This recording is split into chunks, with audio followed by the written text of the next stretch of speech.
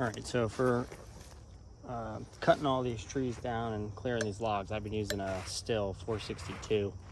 I've learned a lot about the maintenance for it, and I'm going to go over a little bit right now. I threw a chain while cutting through some brush, so I got to fix that, but might as well show you basically what I do to maintain it every so often on the regular. So take the nuts off here, or unscrew them all the way using your scrunch tool.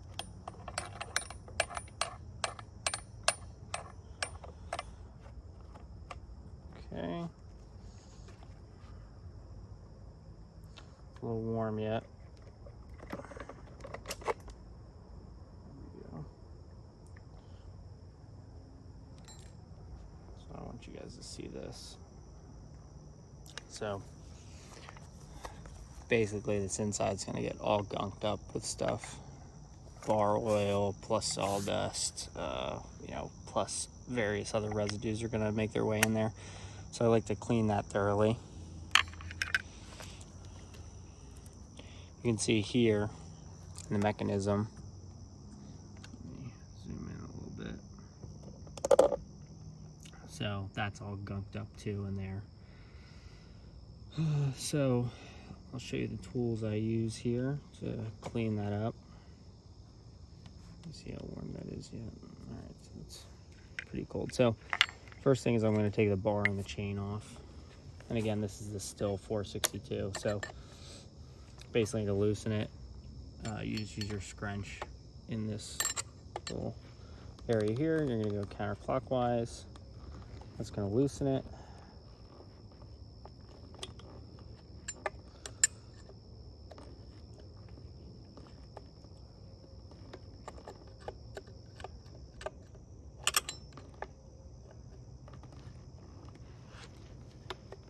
You can see that chain dropping down. So take the chain off first. Yeah, zoom back out here. So you can see the chain drop down as I loosened it. There we go. So that's our chain. I'm gonna lay that as on kind of like a surface that's flat enough. It's really annoying if the links kind of get all messed up. So a couple of things to talk about with the bar. First thing is wear. You can see the wear on the bar. Basically every time I take this off, after I clean it up and everything and I reinstall it, I'll flip it over to try and even out some of the wear. But the main thing I want to talk about is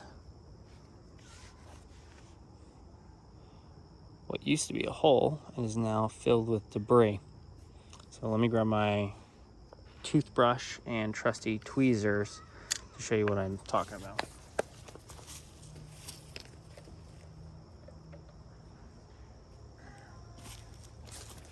And by the way, I just keep them in my little bar oil and bar oil on this side, and then 50-to-1 oil mix using 89 fuel per the manual for the STIHL saw. So I use tweezers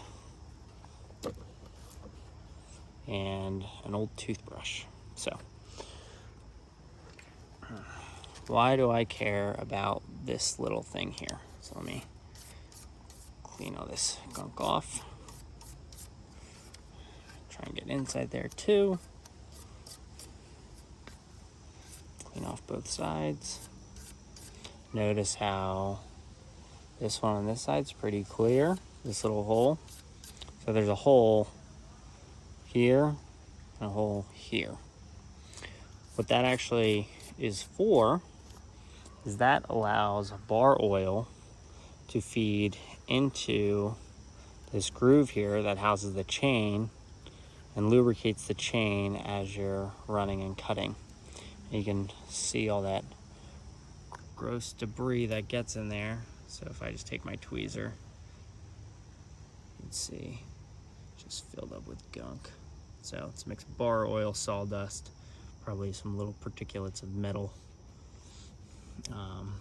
But what happens is those little holes get clogged, and the way this is set up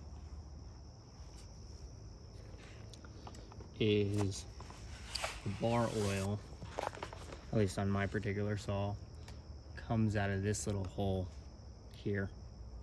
And when this mates up properly, one of those, there we go, one of those little holes is gonna fit along here. And so as it's pumped through, it's supposed to go in the hole, follow all the way around the chain, and then exit out the other side, the opposite side hole. Well, the problem in that is that as you're cutting, sawdust, chips, debris, you know, all this stuff is going to make its way in there over time and clog up those ports, which then effectively reduces the bar oil's ability to lubricate the chain as it's running, and it can get hot. You can have all types of other problems. So I just take my tweezers to clean that channel, and you'll see there's like gunk coming out.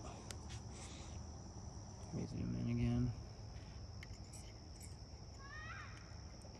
So I just drag it down, get all that stuff out. Now, notice something, I'm dragging away. I'm not dragging towards these little spokes at the end because I don't want them to get filled with stuff. I'm trying to drag away from there. Okay? So let me finish cleaning this.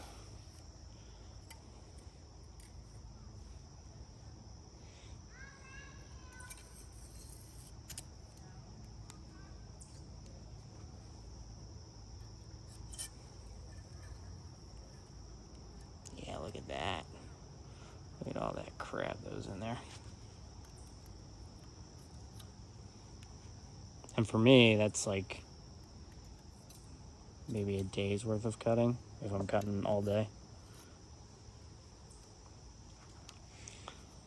So, and then again, I bring my trusty toothbrush and I'll clean the ends. And then what I'll do is I'll go in those holes and make sure they're super clean. You can see that's what I just got out by pushing through in that hole. So that was definitely limiting the amount of bar oil I was getting.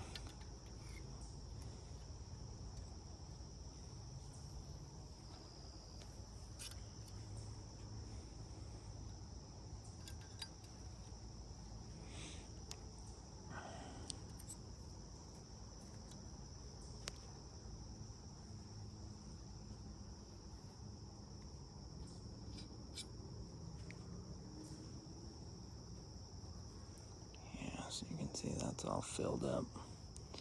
Just do some pokes in the direction of the bar. And then I'm going away from the hole. So that way it pushes that stuff up and out.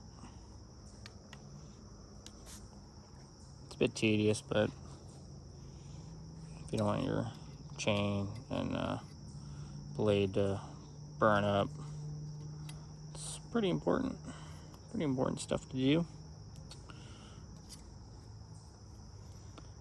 But yeah, that's the most difficult part of it.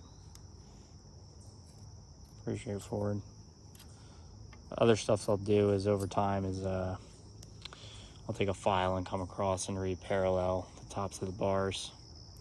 And I can even feel, I just re-paralleled this a week ago or so, and I can feel that there's already like a knife edge on there, which is telling me that the chain might be running a little unevenly, or at least is starting to wear the bar on one side.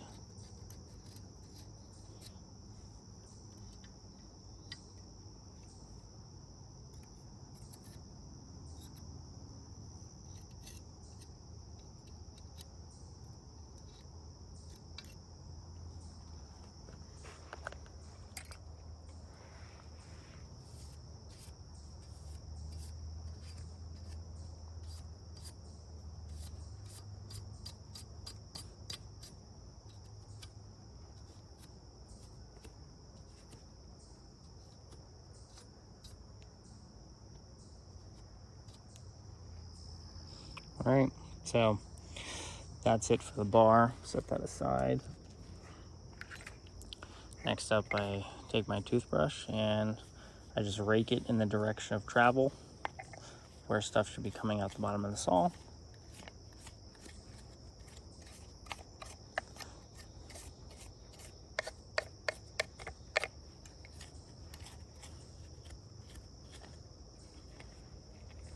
And again, just the cleaner this is, the easier stuff will eject itself from the saw, and thus keeping everything cleaner.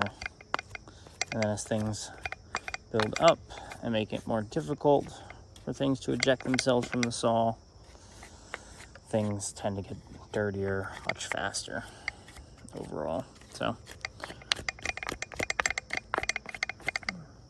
there we go. And again, I take my little tweezers. I think these are like, dollar store tweezers or something. I'll include a link on Amazon of all the different tools I used.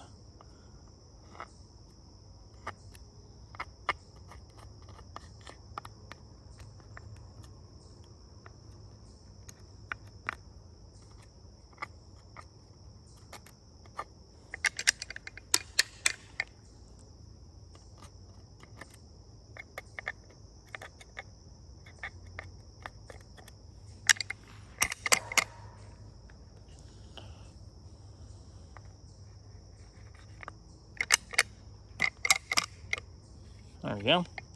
So that's almost as clean as it's gonna get in my eyes. I mean, it is gonna get dirty no matter what. Just the cleaner you have it, the better, but don't spend necessarily too much time on it. All right, next up, chain out of the way a little bit here.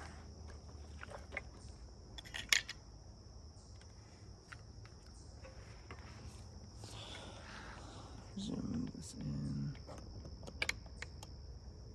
All right, so what I do is I like to brush down and away from mechanical moving parts, particularly your bar oil feeder.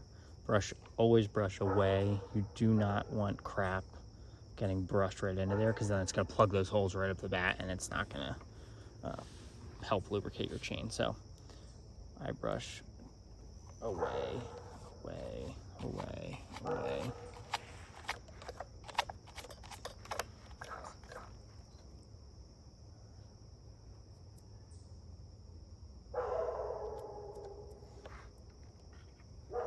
And I'll even use my tweezers to try and remove anything that might get in there.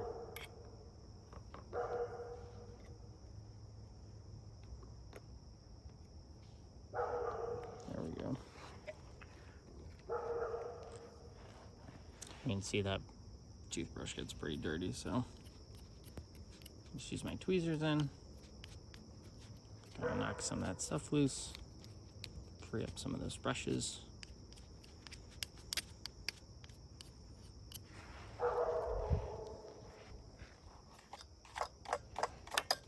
Away. Brush stuff away from your sprocket area where the chain connects to the motor.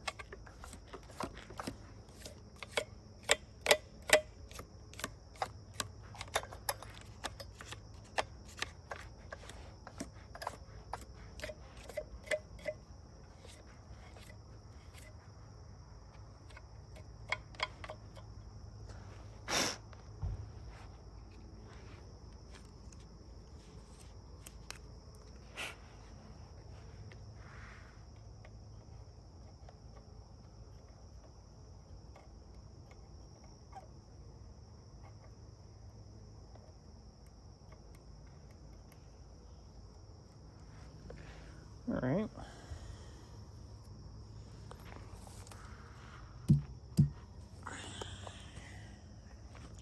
Just gonna double check my bar here.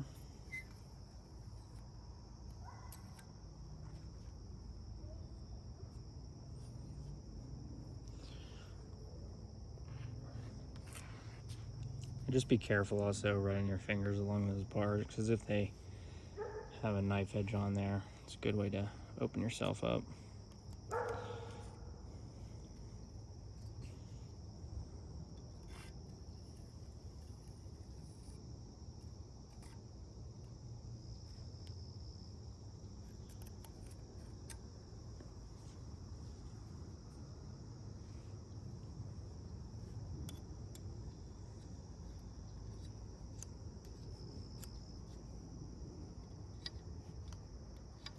This is one of the more peaceful things to do. When it's a nice day. Or maybe even if it's a rainy day in your garage. But I've learned proper maintenance is going to save you a lot of headaches. So, all right. So that's it. Like I said earlier, I'm going to turn the blade around 180 degrees.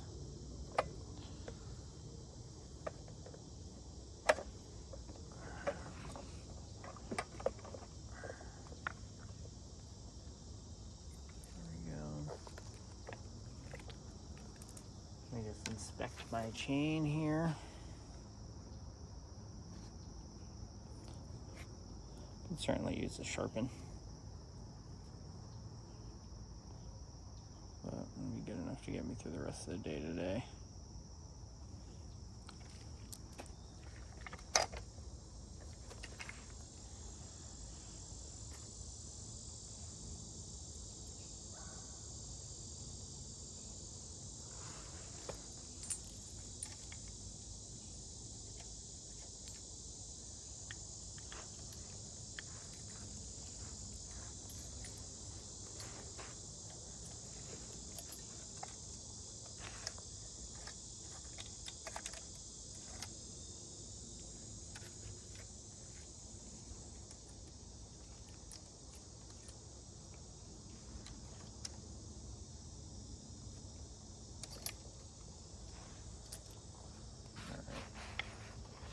Now that the chain and bar are back on, I'm gonna start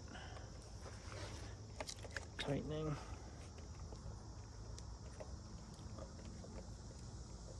Now this is something that I wondered. So as you're putting it on there, you might ask yourself, how tight should it be? After much research and testing for myself, what I have found, and you'll see this probably in some other videos if you spend some time on the topic, is see how the chain is hanging a little bit here. Let's see if I can zoom in a little bit. Chain's hanging down a little bit. Basically, I have the saw on a semi-flat surface, and I'm going to lift up on the end, and that's going to cause a little bit more sag. And if you think about it, as you're cutting into something, it's going to be pushing back against the blade. So that's kind of what I'm replicating by pulling up on the end. So once I pull up on the end, I'm just simply going to tighten it till this bottom just barely touches the metal. The metal of the bar. But make sure that we're in the hole here. There we go.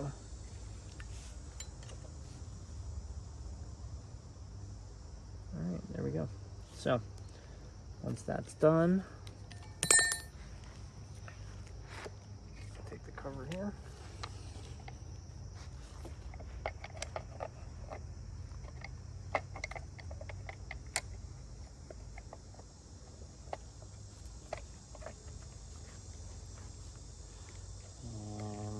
Start getting them finger tight.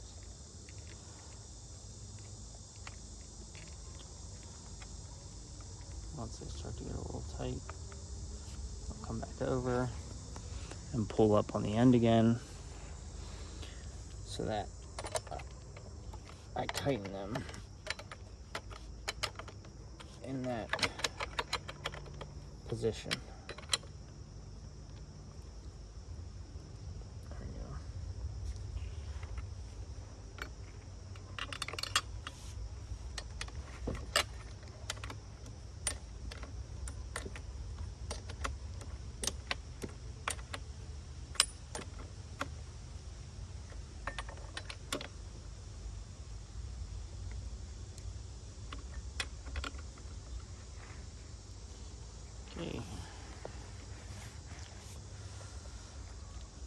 And then put my tools away here.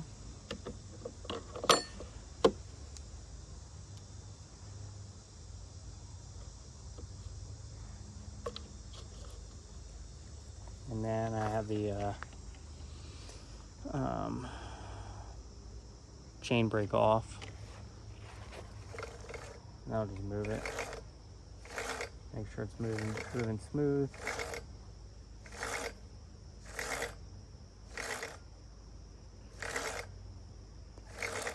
Yeah. And asides for potentially needing to be a little sharper here, even though this will get me by for today. Chain's ready to cut again, as long as we have fuel and bar oil. Make sure you don't run low on those. But yeah, simple little maintenance process that I use seems to work for me.